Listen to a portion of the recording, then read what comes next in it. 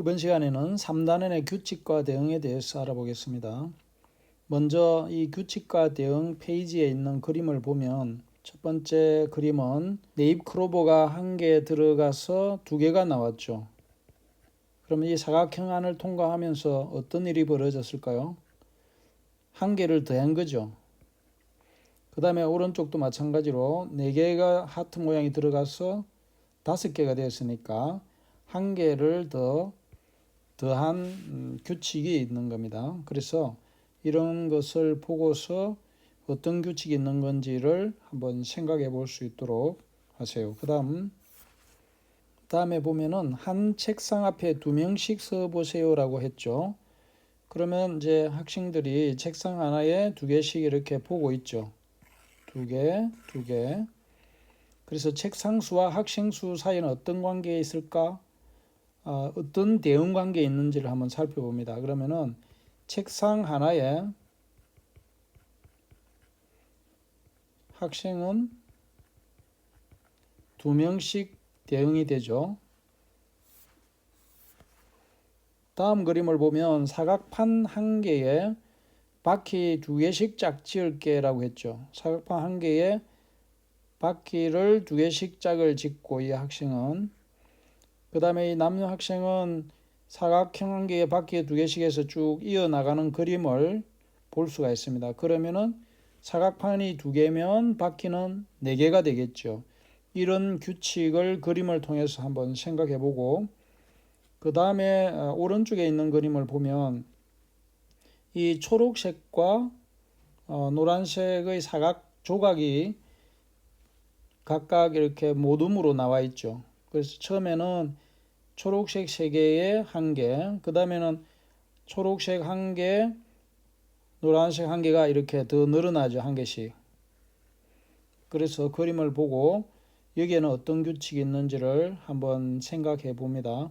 항상 교과서에 새로운 단원에 들어갈 때는 그 단원의 주제에 맞는 이 그림으로서 한번 알아볼 수 있도록 그림이 주어져 있습니다. 그러면 그 그림을 먼저 보고 이 단원에서는 어떤 것을 배우게 될지를 한번 추측해서 이 학습의 목표에 맞게 공부를 해 나갈 수 있도록 구성이 되어 있습니다.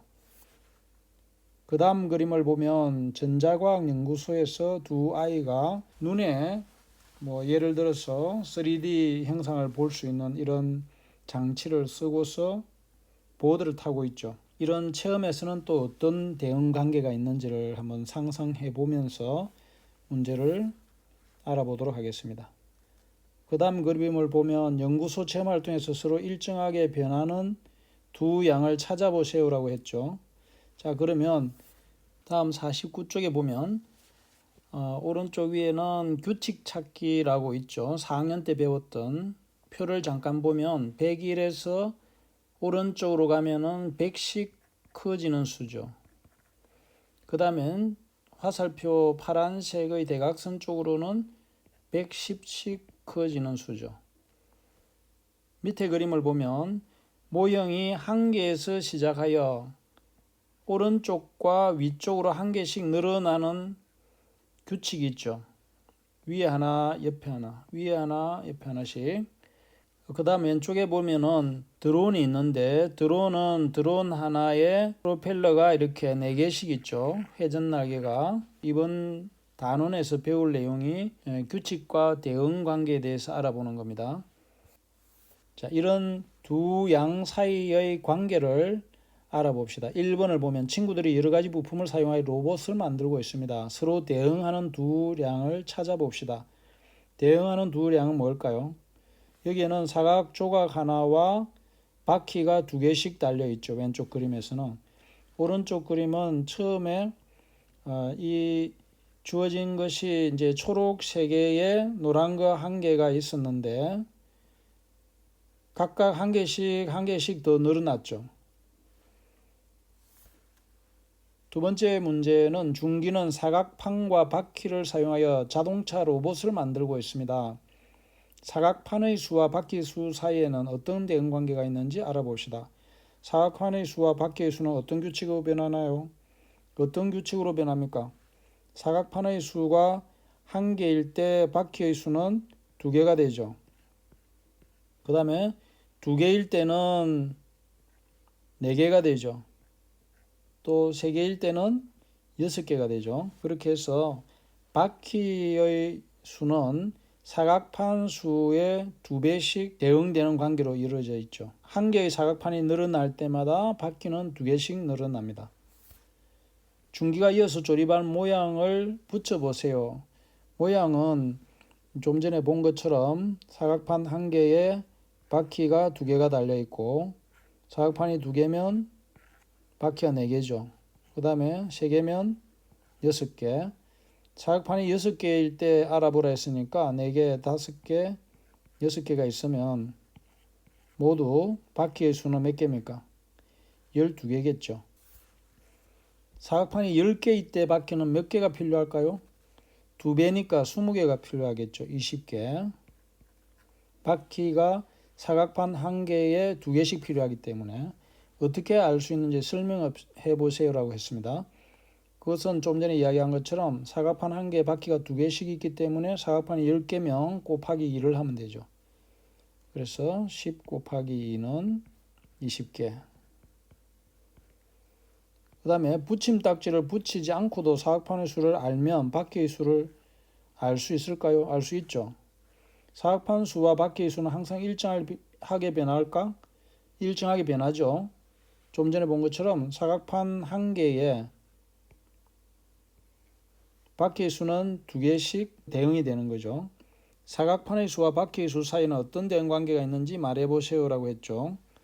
이것은 사각판 한 개에 2개의 바퀴가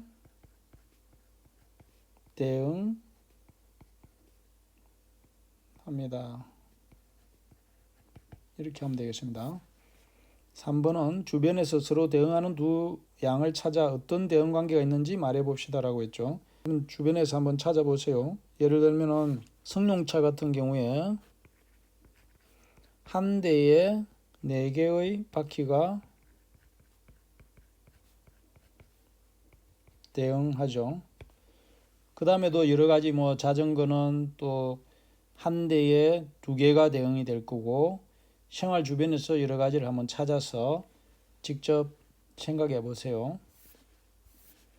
4번은 지혜와 슬기는 노란색 사각판과 초록색 사각판으로 로봇의 몸체를 만들려고 합니다. 노란색 사각판의 수와 초록색 사각판의 수 사이의 대응 관계를 알아봅시다. 첫 번째 그림을 보면 노란색 1개에 초록색 3개가 대응이 되어 있죠. 그 다음에 두 번째는 노란색 2개에 초록색은 4개가 대응이 되고, 노란색 3개에 초록색 5개, 노란색 4개에 초록색은 6개가 대응이 되죠. 자, 그러면 어떤 규칙인지를 한번 살펴보면, 처음에 1개와 3개가 대응이 된 다음에는 각각 1개씩 늘어났죠. 노란색 사각판과 초록색 사각판으로 모양을 어떻게 만들었는지 살펴보세요 라고 했죠. 모양은 사각형 모양으로 만들었죠. 그래서 노란색 하나에 초록색 3개로 처음에 정사각형을 하나 만들고, 노란색, 초록색, 초록색 이렇게 됐죠. 그 다음에는 노란색 하나와 초록색 하나를 이어 붙여서 직사각형으로 만들었죠. 그렇게 해서 계속 하나씩 더 늘어난 겁니다. 노란색, 노란색, 초록색. 자, 그러면 지금 늘어난 부분을 나타내면 이 부분이 늘어난 거죠. 그 다음 그림을 보면은 또 노란색 하나, 초록색 하나씩 계속 늘어나죠. 그 다음에 위의 모양에서 변하는 부분과 변하지 않는 부분을 찾아보세요라고 했죠. 변하는 부분과 변하지 않는 부분은, 변하지 않는 부분은 처음에 주어진 부분, 처음 주어진 부분이 변하지 않는 부분이고, 그 다음에 이렇게 노란색과 초록색 1개씩 늘어나죠. 다시 그려보면, 그 다음 그림을 보면 역시 변하지 않는 거는 처음에 있던 이 4개의 조각이고, 그 다음에는 이제 각각 한 개씩 이렇게 늘어나죠. 위의 모양에서 변하는 부분과 변하지 않는 부분을 찾아보세요. 좀 전에 찾아봤습니다.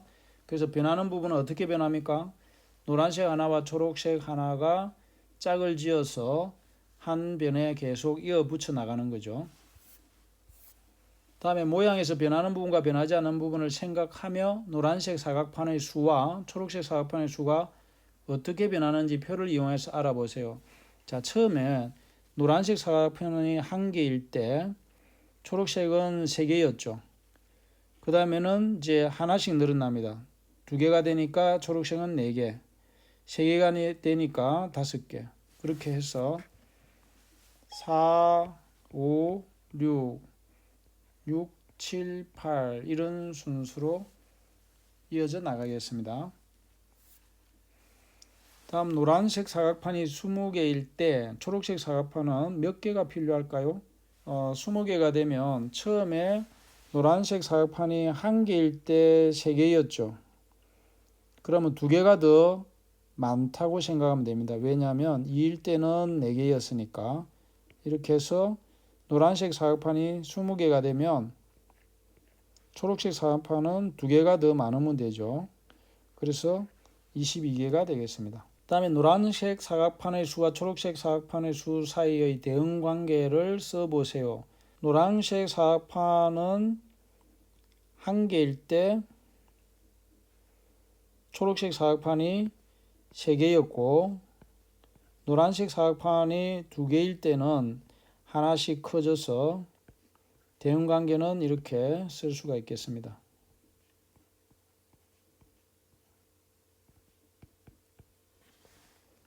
그러니까 이제 노란색 하나와 초록색 1개가 커지는 대응 관계에 있습니다. 5번은 모양 조각을 이용하여 다양한 대응 관계를 만들어 봅시다라고 했죠. 이것은 교과서 뒤쪽에 준비물 7에 나와 있는 스티커가 있습니다.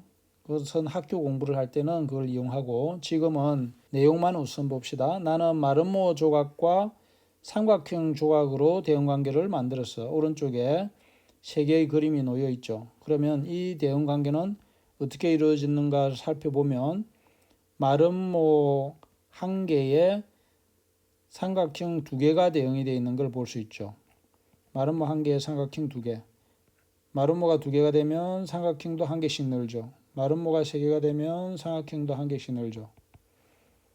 밑에 그림은 사각형, 정사각형 모양의 삼각형 모양이 2개가 붙어 있죠. 그래서 사각형 모양 1개에 삼각형 2개. 사각형 모양이 2개면 2개씩 이제 붙었으니까 4개가 되고, 3개면 6개가 되고, 이런 식으로 늘어났죠. 아까 위에는 하나씩 커진 거고, 밑에 그림은 사각형 모양 1개에 삼각형이 2개씩 늘어났죠. 그래서 짝이 만든 대응관계를 이야기해 보세요라고 했는데, 이것은 이제 예를 들어서 이런 대응관계를 하나 만들어 봤습니다. 사각형 1개에 삼각형이 4개가 들어가 있죠. 그럼 사각형 1개에 삼각형 4개. 사각형이 2개면 삼각형은 8개가 되죠. 사각형이 3개면 삼각형은 12개가 되죠. 그러면 사각형이 1개씩 커질 때마다 삼각형은 4개씩 커지는 대응관계에 있죠. 다시 앞으로 돌아가서 이 그림에서 마름모 1개에 삼각형 2개가 대응이 되어 있는데, 그 다음에는 마름모가 1개씩 늘어날 때마다 삼각형이 1개씩 늘어나죠. 밑에 그림은 사각형이 1개씩 늘어날 때마다, 즉 증가할 때마다 삼각형은 2개씩 증가되는 거죠. 이렇게 해서 대응관계에 대해서 알아봤습니다. 수고 많았습니다.